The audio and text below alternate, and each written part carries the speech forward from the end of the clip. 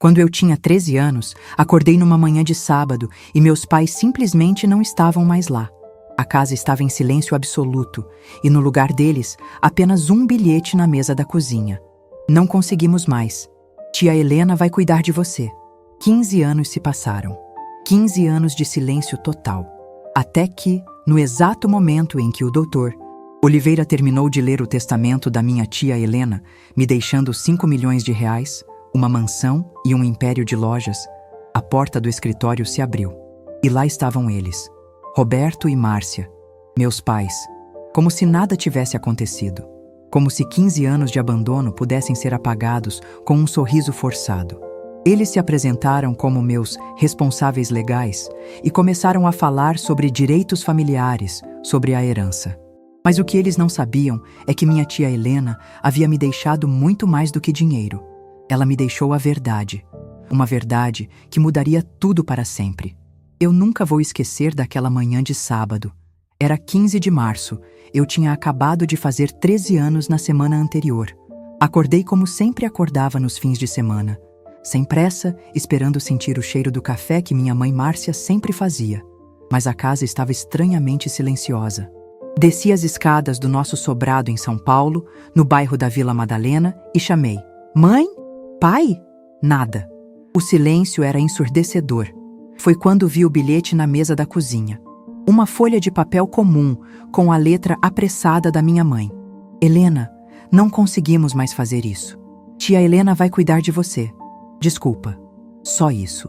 15 palavras para resumir o fim da minha infância. Eu li aquele bilhete umas 20 vezes, como se as palavras fossem mudar magicamente. Como se fosse uma pegadinha cruel. Corri para o quarto deles. As gavetas estavam abertas, vazias. O guarda-roupa, vazio. Nenhuma foto nossa havia sobrado. Era como se eles nunca tivessem existido. Eu me sentei no chão daquele quarto vazio e chorei até não ter mais lágrimas. Aos 13 anos, você não entende conceitos como dívidas de jogo ou depressão. Você só entende que seus pais sumiram. 3 horas depois, a campainha tocou. Era a tia Helena, a irmã do meu pai Roberto. Uma mulher alta, elegante, com aquele jeito sério que sempre me intimidou nas poucas vezes que a vi em reuniões familiares. Ela entrou, olhou ao redor da casa vazia e disse apenas: "Pegue suas coisas, Helena. Você vem comigo para Campinas." Nem um abraço, nem palavras de consolo. Mas também não me abandonou. E naquele momento, isso era tudo que eu tinha. A mudança para Campinas foi como entrar em outro mundo. A mansão da tia Helena, no bairro Cambuí, era 3 vezes maior que nossa casa em São Paulo, com jardins impecáveis e uma empregada que falava baixo pelos corredores. Tudo ali respirava ordem, disciplina e, principalmente, silêncio. Nos primeiros dias, eu caminhava na ponta dos pés, com medo de quebrar alguma coisa ou fazer barulho demais. Tia Helena tinha 52 anos na época e era dona de uma rede de lojas de decoração chamada Helena Design. Começou com uma lojinha no centro de Campinas e, aos poucos, foi expandindo. Quando fui morar com ela, já eram 15 lojas espalhadas por São Paulo e interior. A mulher acordava às 5h30 todos os dias, tomava café preto sem açúcar, lia 3 jornais e saía para trabalhar às 7h em ponto. Voltava às 19 horas, jantava em silêncio e trabalhava mais 2 horas no escritório em casa. Ela nunca me perguntou se eu estava bem, se sentia falta dos meus pais, se queria conversar sobre o que havia acontecido. Mas também nunca me faltou nada. Escola particular das melhores de Campinas, curso de inglês, aulas de piano que eu odiava, mas nunca tive coragem de reclamar. Roupas sempre novas, material escolar completo, mesada generosa. Era como viver com uma administradora eficiente da minha vida. "Helena", ela dizia no jantar, "suas notas de matemática precisam melhorar. Contratei um professor particular. Ele vem às terças e quintas." Pronto, problema resolvido. Sem drama, sem discussão. Aos poucos, eu fui entendendo que aquela era a forma dela demonstrar cuidado. Não com abraços ou palavras carinhosas, mas garantindo que eu tivesse todas as oportunidades que ela nunca teve. Os anos passaram assim, ela construindo seu império, que chegou a 35 lojas em 4 estados, e eu crescendo sob suas regras rígidas, mas justas. Nunca houve "eu te amo" entre nós, mas também nunca houve abandono. E depois do que eu havia passado, estabilidade era tudo o que eu precisava. Ou pelo menos era o que eu pensava. Tia Helena morreu numa terça-feira de manhã, aos 67 anos, infarto fulminante no escritório enquanto revisava os números do trimestre. A secretária dela, Dona Carmen, me ligou chorando. "Helena, sua tia, você precisa vir aqui agora." Eu estava na faculdade de administração, no último semestre, quando recebi a ligação. O mundo simplesmente parou. 15 anos morando com ela, e eu nunca havia parado para pensar que um dia ela não estaria mais ali. Helena era como uma força da natureza, constante, inabalável, eterna. Ver ela naquele caixão, com o rosto sereno que mantinha mesmo dormindo, foi como perder uma mãe que nunca disse que me amava, mas que dedicou metade da vida dela para me criar. O funeral foi imenso. Centenas de pessoas, funcionários, fornecedores, clientes, políticos locais. Todo mundo falava sobre como ela era uma mulher íntegra, trabalhadora, que gerou empregos e transformou vidas. Eu ouvia aqueles elogios e pensava: essa mulher incrível abriu mão de tantas coisas para cuidar de uma menina abandonada. Pela primeira vez, eu realmente entendi o tamanho do sacrifício que ela fez por mim. Uma semana depois, o Dr. Oliveira, advogado da família há mais de 20 anos, me chamou para a leitura do testamento. Eu esperava talvez uma quantia para terminar a faculdade, quem sabe um apartamento pequeno. Helena sempre foi prática, então imaginei que ela teria deixado instruções simples para meu futuro. Quando ele abriu o envelope lacrado e começou a ler, eu quase desmaiei. "Deixo para minha sobrinha, Helena Cristina Silva, todos os meus bens. A quantia de R$5 milhões em investimentos, a mansão no Cambuí com todos os móveis e objetos pessoais e 80% das ações da Helena Design toda. 80%. Ela havia me transformado na dona do império que construiu durante toda a vida.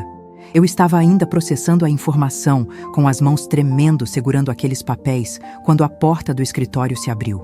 E foi aí que meu mundo virou de cabeça para baixo mais uma vez. A porta se abriu devagar, como em um filme de suspense. E lá estavam eles, Roberto e Márcia, meus pais.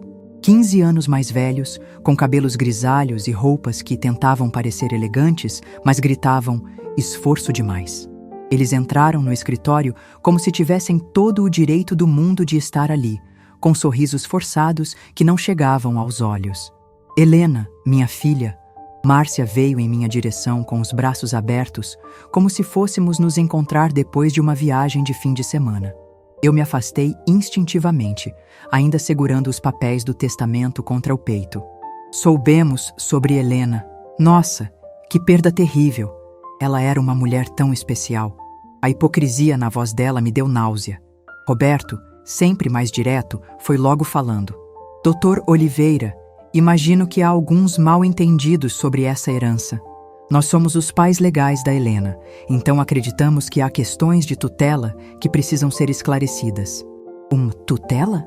Eu tinha 28 anos, mas a forma como ele falou, com aquela autoridade falsa, me fez sentir novamente como uma criança de 13 anos, perdida e confusa.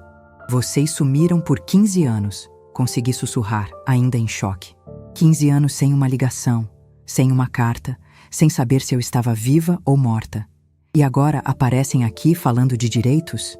Minha voz estava tremendo, mas havia uma raiva crescendo no meu peito que eu nunca havia sentido antes. "Filha, você não entende", Márcia disse, com aquele tom condescendente que eu lembrava da infância. "Nós passamos por momentos muito difíceis. Seu pai tinha problemas e eu estava doente, mas nunca paramos de pensar em você. Nunca paramos de te amar." Amor? Que palavra estranha vinda de quem me abandonou com um bilhete de 15 palavras. Dr. Oliveira, que havia ficado em silêncio observando a cena, finalmente se pronunciou. "Senhores, a herança está clara e legalmente estabelecida. Helena é maior de idade e..." Roberto o interrompeu. "Doutor, com todo respeito, família é família. Tenho certeza de que minha filha vai querer compartilhar essa bênção conosco. Afinal, foi nossa irmã que cuidou tão bem dela." O cinismo era tão descarado que eu quase ri. Quase. Nos dias seguintes àquele encontro no escritório, Roberto e Márcia começaram uma verdadeira campanha para se reaproximarem de mim. Ligavam todos os dias, apareciam na mansão sem avisar, mandavam flores com cartões que diziam "Com amor, papai e mamãe", como se 15 anos de abandono pudessem ser apagados com petúnias e begônias. Mas algo estava muito errado. Em todas as conversas, eles faziam perguntas específicas demais sobre dinheiro. "Filha, você já teve acesso às contas da Helena? Quantas lojas exatamente ela tinha?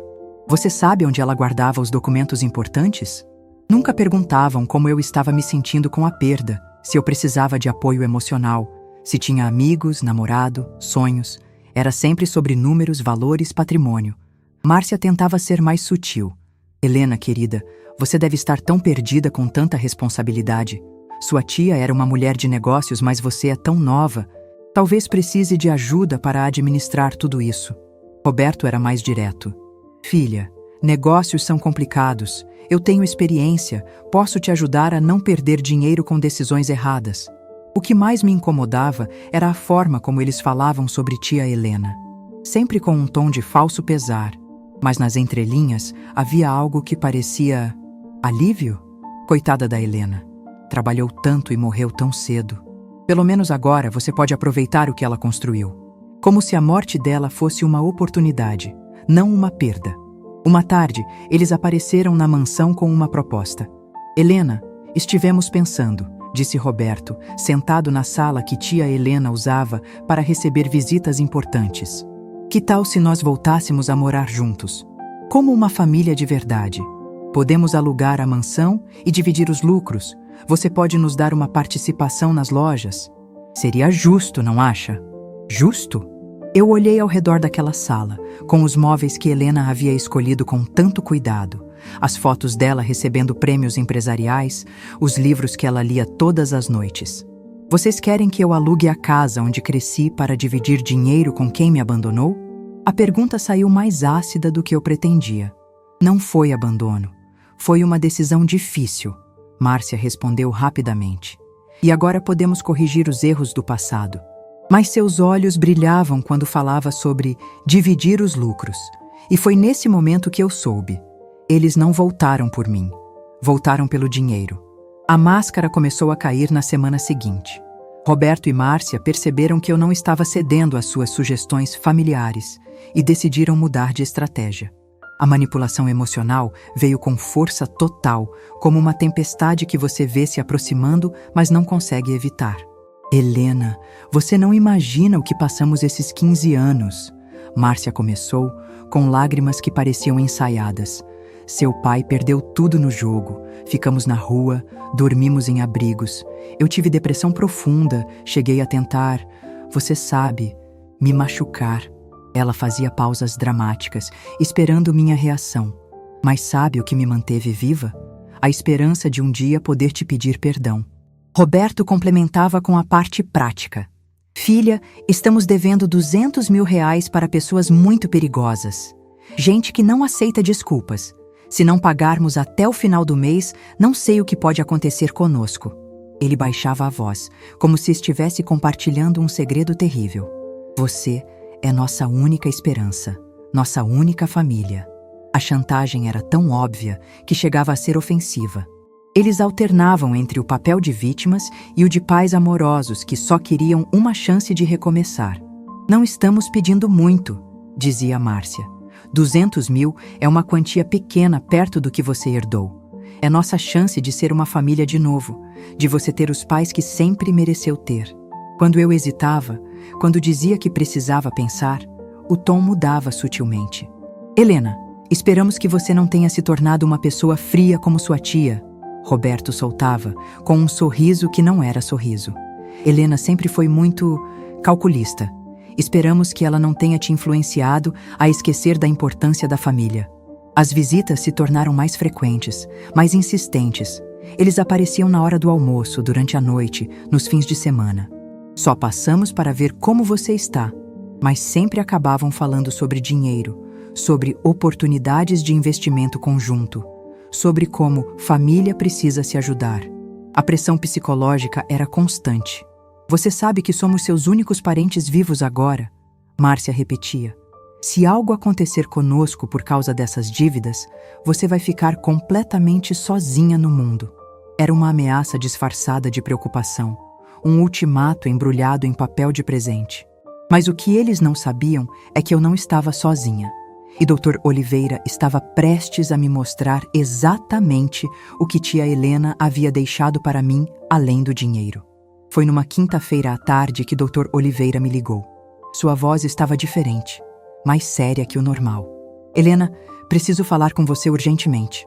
Há alguns documentos que sua tia deixou em minha posse, com instruções específicas para serem abertos apenas se seus pais aparecessem reivindicando algo da herança. Meu coração disparou. Helena havia previsto isso? No escritório dele, Dr. Oliveira abriu um cofre que eu nunca havia visto antes. De dentro, tirou uma pasta grossa, lacrada, com meu nome escrito na letra impecável da tia Helena. Sua tia me procurou há 3 anos e disse: Oliveira, se um dia Roberto e Márcia aparecerem atrás de dinheiro quando eu morrer, você deve mostrar isso para a Helena. Ela foi muito específica sobre isso. Quando ele abriu a pasta, minha respiração parou. Eram centenas de documentos, cópias de e-mails, cartas manuscritas, extratos bancários, até gravações de ligações telefônicas. Tudo meticulosamente organizado e datado. Helena, sua tia documentou cada tentativa de extorsão que seus pais fizeram ao longo desses 15 anos. Ele começou a me mostrar os documentos cronologicamente. 2009, 2 anos depois que me abandonaram. Roberto ligou pedindo R$50 mil, alegando que estava com problemas de saúde e precisava de cirurgia urgente. Helena havia anotado na margem. Verifiquei. Ele estava bem, mas havia perdido dinheiro em cassinos online. 2012. Márcia apareceu aqui no escritório chorando, dizendo que estavam passando fome e que Helena tinha a obrigação moral de ajudar, já que estava criando a filha deles. A resposta de Helena foi seca. Disse que se quisessem ver Helena, poderiam visitá-la. Se quisessem dinheiro, poderiam trabalhar. 2015. Tentaram um golpe mais elaborado. Enviaram documentos falsos dizendo que Helena havia sido diagnosticada com uma doença grave e precisava de tratamento caro. Dr. Oliveira me mostrou os laudos médicos falsificados. Sua tia contratou um investigador particular para verificar. Descobriu que eles haviam aplicado o mesmo golpe em outras 3 famílias em São Paulo. 2018. Roberto ameaçou processar Helena pela guarda de você, alegando que ela havia te sequestrado quando criança. Dr. Oliveira riu amargamente. Foi quando sua tia decidiu te adotar legalmente.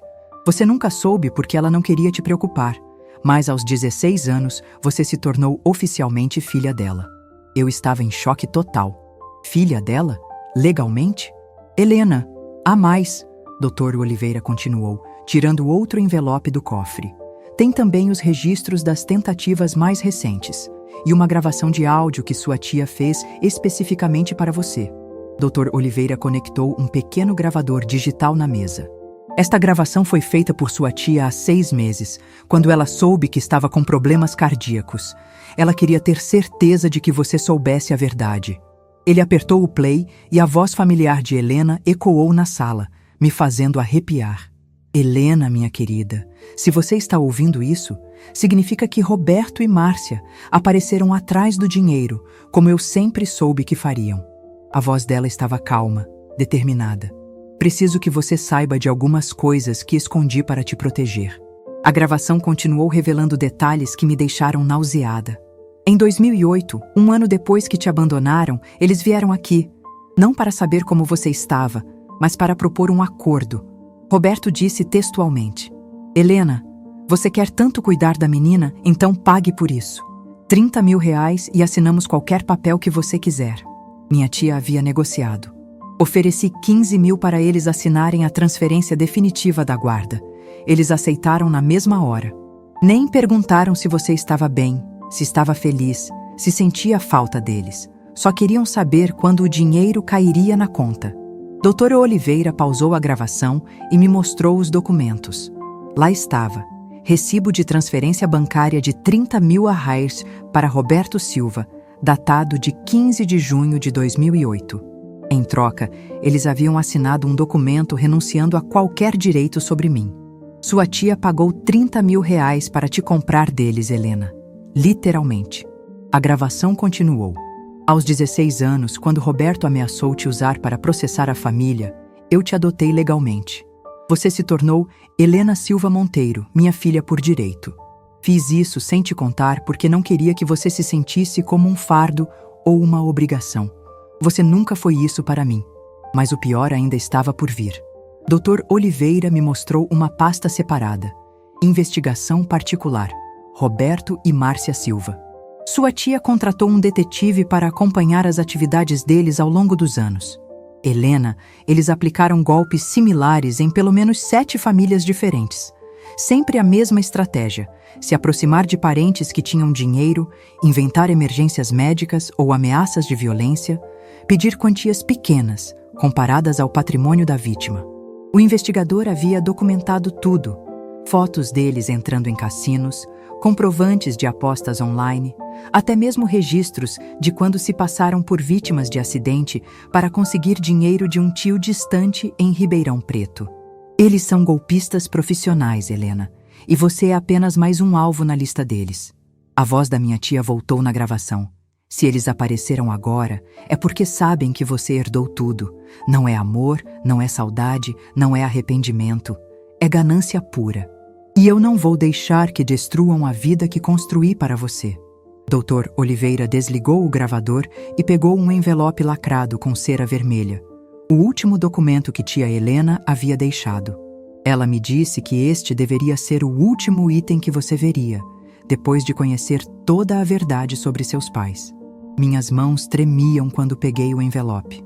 No verso, estava escrito com a letra elegante dela: para minha filha Helena, com todo o amor que nunca soube expressar. Abri o lacre cuidadosamente e desdobrei 3 páginas escritas à mão. A letra estava um pouco trêmula. Ela já estava doente quando escreveu. Comecei a ler em voz alta, porque precisava ouvir aquelas palavras. Minha querida Helena, se você está lendo esta carta, significa que chegou a hora de você saber quem eu realmente fui na sua vida. Durante todos esses anos, mantive uma distância emocional porque achei que era o melhor para você. Achei que demonstrar amor através de ações seria suficiente. Hoje percebo que cometi um erro terrível. As lágrimas começaram a embaçar minha visão, mas continuei. Quando você chegou na minha casa aos 13 anos, eu vi uma menina quebrada, abandonada, que havia perdido a fé nas pessoas. Decidi que seria sua rocha, sua estabilidade, mesmo que isso significasse parecer fria. Cada regra que impus, cada não que disse, cada cobrança por notas altas, tudo foi para te dar a estrutura que seus pais biológicos nunca te deram. A carta continuava revelando sentimentos que ela nunca havia expressado. Você foi a filha que eu nunca tive, Helena. Quando te adotei legalmente aos 16 anos, não foi apenas para te proteger de Roberto e Márcia. Foi porque você já era minha filha no coração há muito tempo. Cada conquista sua era minha conquista. Cada lágrima sua era minha dor. Cada sorriso seu, mesmo os raros, iluminava minha vida. Construí este império pensando em você.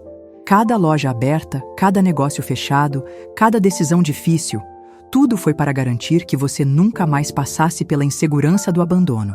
O dinheiro que deixo não é herança. É o fruto do amor de uma mãe que trabalhou incansavelmente para dar à filha tudo o que ela merecia. A parte final da carta me fez chorar como eu não chorava desde os 13 anos. Perdoe-me por nunca ter te abraçado quando você precisava. Perdoe-me por nunca ter dito "eu te amo" em voz alta. Perdoe-me por ter sido tão rígida quando você só precisava de carinho. Mas saiba que cada dia da minha vida, desde que você chegou, foi dedicado a te amar da única forma que eu sabia. E então, a assinatura que mudou tudo.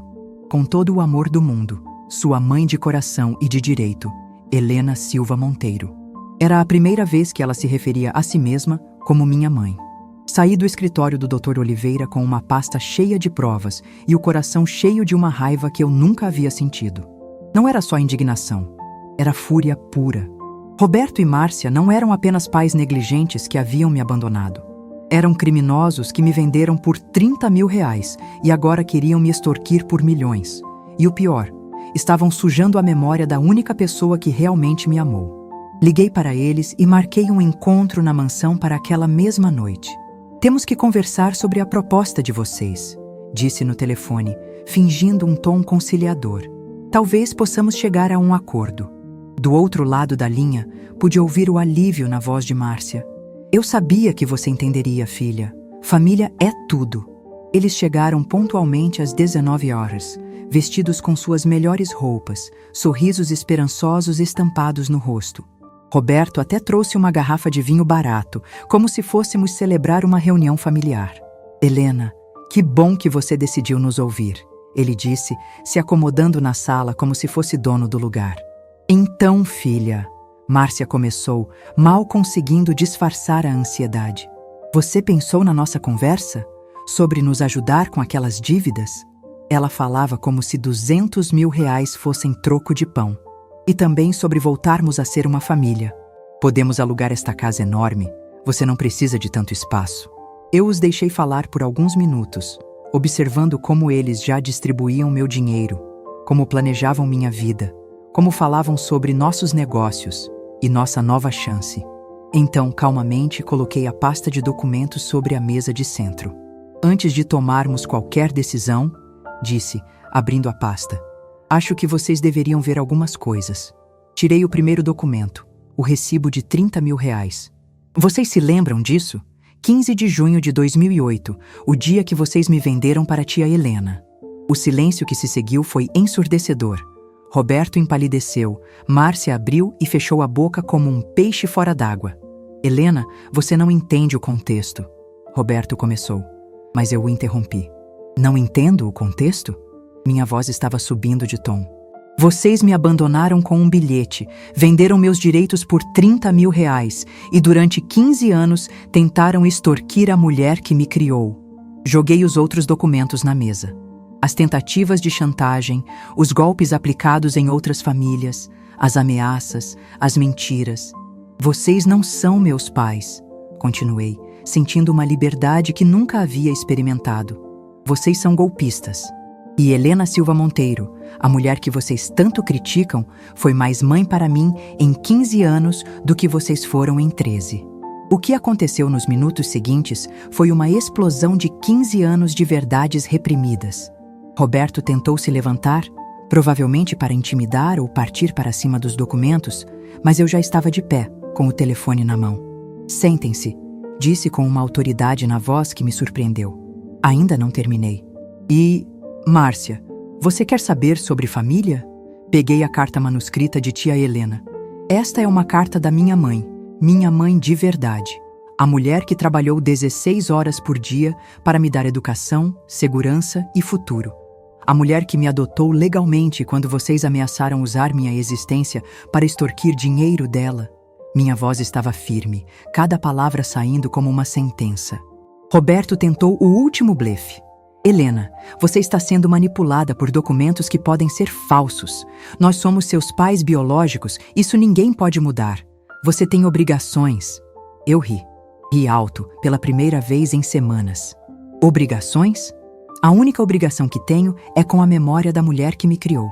E essa obrigação inclui proteger o que ela construiu de pessoas como vocês. Peguei meu celular e liguei para Dr. Oliveira no Viva Voz. Doutor, eles estão aqui. Pode enviar os documentos para a Polícia Civil agora? A voz dele ecoou na sala. Já enviados, Helena. Os investigadores têm evidências suficientes para pelo menos 3 processos por estelionato e tentativa de extorsão. O desespero tomou conta deles. Márcia começou a chorar. Lágrimas reais dessa vez. Helena, por favor, somos seus pais. Você não pode fazer isso conosco. Roberto tentou uma última cartada. Você vai se arrepender disso. Família é família, e um dia você vai precisar de nós. Família, repeti, sentindo uma paz estranha tomando conta de mim. Família é quem fica quando tudo desmorona. Família é quem te ama sem esperar nada em troca. Família é quem constrói seu futuro, não quem aparece para destruí-lo. Apontei para a porta. Vocês têm 5 minutos para sair da minha casa antes da polícia chegar. Eles saíram correndo, literalmente. Roberto tropeçou na escada da entrada, Márcia deixou a bolsa cair no jardim. Eu os observei pela janela. 2 estranhos desesperados fugindo da vida que tentaram parasitar. E pela primeira vez, desde a morte de tia Helena, eu me senti livre. Sentei na poltrona favorita dela, com a carta ainda nas mãos, e finalmente entendi. Helena Silva Monteiro não havia apenas me deixado dinheiro e empresas.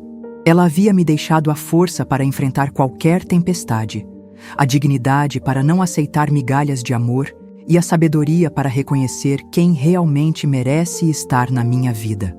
3 meses depois, Roberto e Márcia foram condenados por estelionato. As empresas Helena Design estão crescendo mais do que nunca. E eu finalmente aprendi a dizer "eu te amo" em voz alta, toda noite, olhando para a foto dela na minha mesa. Porque família de verdade não precisa de DNA. Precisa de amor, dedicação e presença. E isso, minha mãe Helena me ensinou perfeitamente.